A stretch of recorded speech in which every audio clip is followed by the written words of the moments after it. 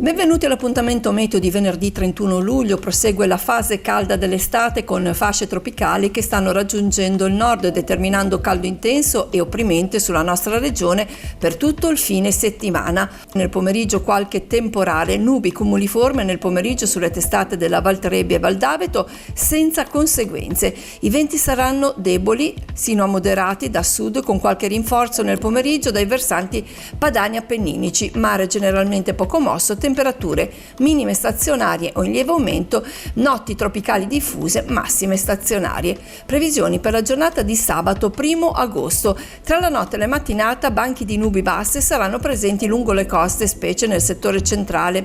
In genere soleggiato altrove. Nel pomeriggio diradamento della copertura nuvolosa in costa che tenderà a concentrarsi tra genovese di ponente e savonese di levante.